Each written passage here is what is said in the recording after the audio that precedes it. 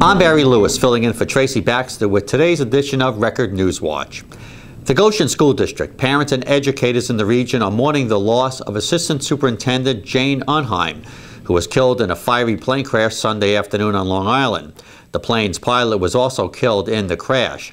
Unheim's husband, Eric, a passenger, was critically injured.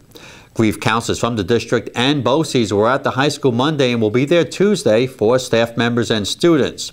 The 60-year-old Unheim, who lived with her husband in Goshen, had a long history as a leading Mid-Hudson educator, working in a number of local school districts going back to the mid-1980s.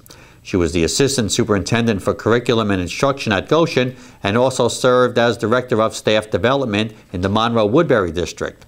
She also worked in the Pine Bush School District and taught at Orange-Ulster BOCES. A Federal Aviation Administration spokeswoman said the single-engine propeller plane went down shortly after taking off from Brookhaven-Calabro Airport near Shirley. The front of the plane landed on a tree-lined street about 100 feet from the nearest house.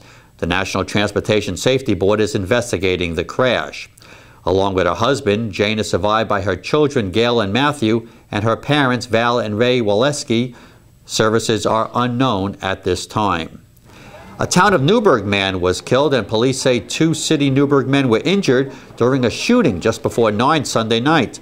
The incident took place near the corner of Chambers and Farrington Streets.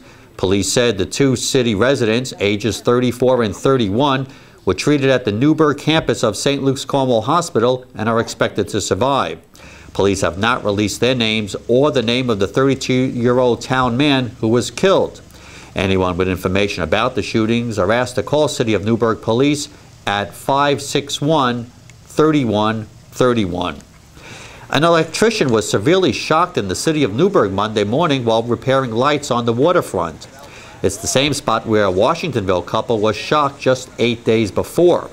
The man and another electrician, reportedly his brother, arrived about 10 Monday at Torches Marina to work on the lights, which are mounted at the edge of the dock. A Newburgh assistant fire chief said power was off from the previous incident and they switched it back on so that they could search for the problem. Officials say the man wasn't breathing when fire crews arrived, but mobile life support services were able to resuscitate him. He went to St. Luke's and was expected to be flown to Westchester Medical Center.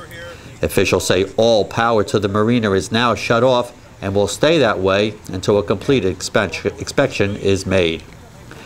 A Middletown man is in serious condition after he was found Sunday morning sitting in a pool of blood at the Orange Lake Motel in the town of Newburgh. Police said he was stabbed in the back with a steak knife. Town of Newburgh police got a 911 call and found Dayon Lee, 31, sitting in the doorway in a pool of his own blood. Lee was airlifted to Westchester Medical Center in Valhalla and was in serious condition as of Sunday afternoon. Police said they found Autumn Moore, 21, next door with blood on her clothes. She told police she had been living in the room and had a relationship with Lee for about a year. Moore was charged with felony assault and possession of a weapon. The New York Metropolitan Transportation Council Monday unanimously approved a $5.4 billion plan to build a new Tappan Zee bridge.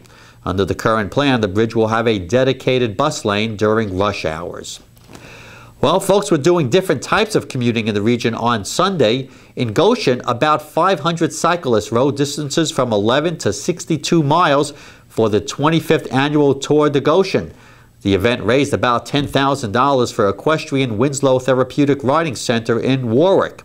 And in Kingston, folks got to see a giant snail, a cannon, and a ladder to the moon roll down Broadway as the Artist Soapbox Derby made its return after a year's absence, much to the delight of the hundreds of spectators who watched these creations.